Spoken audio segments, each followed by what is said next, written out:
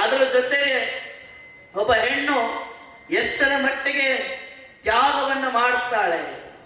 ನಾವು ಅನ್ಕೊಂಡೀವಿ ಏನಂತ, ಹೆಣ್ಣು ಅಂದ್ರೆ ಕೇವಲ 4 ಗೋಡೆಗಳ ಮಧ್ಯದೊಳಗೆ ಕೆಲಸ ಮಾಡೋಳು, ಹೆಣ್ಣು ಅಂದ್ರೆ ಕೇವಲ ಗಂಡನ ದಾಸಿಯಾಗಿರೋಳು, ಹೆಣ್ಣು ಅಂದ್ರೆ ಕೇವಲ ಮನೆ ಕೆಲಸ ಮಾಡೋಳು, ಹೆಣ್ಣು ಅಂದ್ರೆ ಕೇವಲ ಮಕ್ಕಳನ್ನ ಎರಿಯುವ ಯಂತ್ರ ಅಂತ ಈಗಿನ ಜಗತ್ತು ತಿಳ್ಕೊಂಡದ.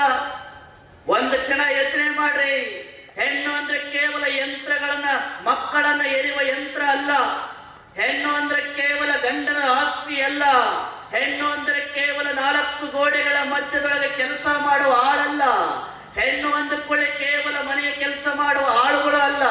ಹೆಣ್ಣು ಮನಸ್ಸು ಮಾಡಿದ ಜಗತ್ತನ್ನ ಎಷ್ಟು ಅದ್ಭುತವಾಗಿ ಬದಲು ಮಾಡಬಹುದಂದ್ರೆ, ಈ ನಾಡಿನೊಳಗೆ ಹೆಣ್ಣಿನ ಶಕ್ತಿ, ಹೆಣ್ಣಿನ ತ್ಯಾಗ ಎಷ್ಟರ ಮಟ್ಟಿಗೆ ಐತಂದ್ರೆ, ಒಬ್ಬ ಹೆಣ್ಣ ಮಗಳ ಮನಸ್ಸು ಮಾಡಿದ್ರೆ ಈ ಜಗತ್ತನ್ನ ಎಷ್ಟು ಅದ್ಭುತವಾಗಿ ಕಟ್ಟಬಹುದು ಅಂದ್ರೆ, ನಾವೆಲ್ಲ ಯೋಚನೆ ಮಾಡಬೇಕು. ಒಬ್ಬ ಹೆಣ್ಣ ಮಗಳ ಯೋಚನೆ ಮಾಡಿ ಅದ್ಭುತವಾದಂತ ಮಾರ್ಗದರ್ಶನ ಮಾಡಿದ್ದಕ್ಕೆ ಈ ನಾಡಿಗೆ ಅತ್ಯಂತ ಶ್ರೇಷ್ಠ ಸನ್ಯಾಸಿಯಾದಂತ ಸ್ವಾಮಿ ವಿವೇಕಾನಂದ ಸಿಕ್ಕ. ಅದೇ ರೀತಿ ಒಬ್ಬ ತಾಯಿ ಮನಸ್ಸು ಮಾಡಿದ್ದಕ್ಕೆ ಛತ್ರಪತಿ ಶಿವಾಜಿ ಅಂತ ಸಿಕ್ಕರು. ಅದೇ ಕಾರಣಕ್ಕೆ ಒಬ್ಬ ಹೆಣ್ಣು ಮಗಳ ಮನಸ್ಸು ಮಾಡಿದ್ರೆ ಕಿತ್ತೂರು ರಾಣಿ ಚೆನ್ನಮ್ಮನ ಬಲಗೈ ಬಂಟನಾದಂತ ಸಂಗೊಳ್ಳಿ ರಾಯಣ್ಣ ಈ ನಾಡಿಗೆ ಸಿಕ್ಕ. ಒಂದು ಕ್ಷಣ ಹೆಣ್ಣನ್ನ ಬಿಟ್ಟು ನೋಡಿದ್ರೆ ಈ ಜಗತ್ತಿನೊಳಗೆ ಯಾರು ಇಲ್ಲ ಅಂದಂಗ ಆಗ್ತದ. ಹೆಣ್ಣಿನ ಶಕ್ತಿ, ಹೆಣ್ಣಿನ ತ್ಯಾಗ ಈ ನಾಡಿನೊಳಗೆ ಬಹಳ ದೊಡ್ಡದದ.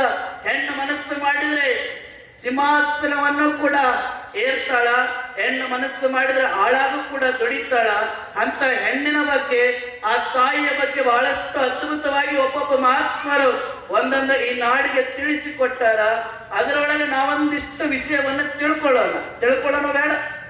ಮಹಾದೇವಿಗೆ ಶೂನ್ಯ ಪೀಠವನ್ನು ಏರಿದ ಅಲ್ಲವರು ಹಲವಾರು ಪ್ರಶ್ನೆಗಳನ್ನ ಕೇಳಿದಾಗ ಆ ಎಲ್ಲಾ ಪ್ರಶ್ನೆಗಳಿಗೂ ಕೂಡ ವೈರಾಗ್ಯದ ನಿಧಿ ಮಹಾದೇವಿ ಬಹಳ ಅದ್ಭುತವಾಗಿ ಉತ್ತರವನ್ನು ಹೇಳ್ತಾಳೆ. ಕೊನೆಯದಾಗಿ ಒಂದು ಪ್ರಶ್ನೆಯನ್ನು ಕೇಳ್ತಾರೆ ಅವರು, ಮಹಾದೇವಿ ನೀನು ವೈರಾಗ್ಯಳಂತೀಯಲ್ಲ, ನಿನಗೆ ನಿಜವಾಗ್ಲೂ ವೈರಾಗ್ಯ ಅಂತಕ್ಕಂಥದ್ದು ಸಲ್ಲೋದಿಲ್ಲ, ನಿನಗೆ ನಿಜವಾಗ್ಲೂ ವೈರಾಗ್ಯ ಪದ ಯೋಗ್ಯ ಅಲ್ಲ ಅಂದಾಗ ಅವಾಗ ಯಾಕ ಏನು ಅಂತ ಹಲವಾರು ಪ್ರಶ್ನೆಗಳು ನಡೀತವ. ಕೊನೆಯದಾಗಿ ನಿನ್ನ ದೇಹದ ಮೇಲೆ ವ್ಯಾಮೋಹ ಇರೋದಕ್ಕಾಗಿ ನೀನು ನಿನ್ನ ದೇಹದ ಅಂಗಾಂಗಗಳ ಮೇಲೆ ಕೇಶವನ್ನು ಧಾರಣೆ ಮಾಡಿಕೊಂಡು ಬಂದೀಯ. ಹಾಗಾಗಿ ನಿನ್ನ ಕೇಶವನ್ನು ಧಾರಣೆ ಮಾಡಿಕೊಂಡು ಬಂದಿರೋದ್ರಿಂದ ನಿನಗೆ ದೇಹದ ಮೇಲೆ ವ್ಯಾಮೋಹ ಇರೋದ್ರಿಂದ ನಿನಗ ವೈರಾಗ್ಯಗಳು ಅನ್ನೋಕೆ ಬರೋದಿಲ್ಲ. ಹಾಗಾಗಿ ನೀನು ವೈರಾಗ್ಯಗಳಲ್ಲ ಅಂತಕ್ಕಂಥ ಮಾತನ್ನ ಅಲ್ಲಮರು ಪ್ರಶ್ನೆ ರೂಪದೊಳಗೆ ಕೇಳಿದಾಗ ಮಹಾದೇವಿ ಬಹಳ ಅದ್ಭುತವಾದ ಉತ್ತರವನ್ನು ಹೇಳ್ತಾಳ. ಅಲ್ಲಿದ್ದವರ ಪ್ರತಿ ಒಂದೊಂದು ಶರಣರ ಮೈ ಒಳಗಿರುವಂತ ರೋಮಗಳ ಕೂಡ ಎತ್ತು ನಿಲ್ಲುತ್ತಾವ. ಬಹಳ ಅದ್ಭುತವಾದಂತ ಉತ್ತರವನ್ನು ಮಹಾದೇವಿ ಕೊಡ್ತಾಳ. ಅಲ್ಲವರೇ, ನಾನು ಒಬ್ಬ ಹೆಣ್ಣು ಮಗಳಾಗಿ ಗುಡ್ಡಗಾಡುಗಳನ್ನ, ಅಡವಿಗಳನ್ನ, ಸರೋವರಗಳನ್ನ ಎಲ್ಲವನ್ನ ದಾಟಿ ಕಲ್ಯಾಣಕ್ಕೆ ಬಂದಾಗ ನೀವು ಕೇಳಿದ ಈ ಪ್ರಶ್ನೆಗೆ ವೈರಾಗ್ಯಗಳಲ್ಲ ಅನ್ನುವ ಮಾತಿಗಾಗಿ ನಾನು ದೇಹದ ತುಂಬ ಕೇಶವನ್ನು ಧಾರಣೆ ಮಾಡಿಕೊಂಡು ಬಂದೀನಿ ಅಂತ ಹೇಳಿ ನನಗೆ ವೈರಾಗ್ಯಗಳಲ್ಲ ಅಂತ ಹೇಳಕತ್ತೀರಲ್ಲ, ಯಾಕೆ ನಾನು ಕೇಶವನ್ನು ಧಾರಣೆ ಮಾಡಿಕೊಂಡು ಬಂದೀನಿ ಅಂತೇಳಿ ಬಹಳ ಅದ್ಭುತವಾಗಿ ಉತ್ತರ ಹೇಳ್ತಾಳೆ. ಅವಾಗ ಅಲ್ಲಿದ್ದ ಅಲ್ಲಮರು ಅನ್ಕೊಂಡಿರ್ತಾರ, ಈ ಹೆಣ್ಣು ಮಗಳಿಗೆ ನಾ ಕೇಳುವ ಪ್ರಶ್ನೆಗೆ ಎಲ್ಲಿಂದ ಉತ್ತರ ಸಿಗಬೇಕು, ಸಾಧ್ಯ ಇಲ್ಲ ಅನ್ಕೊಂಡ್ರಿ.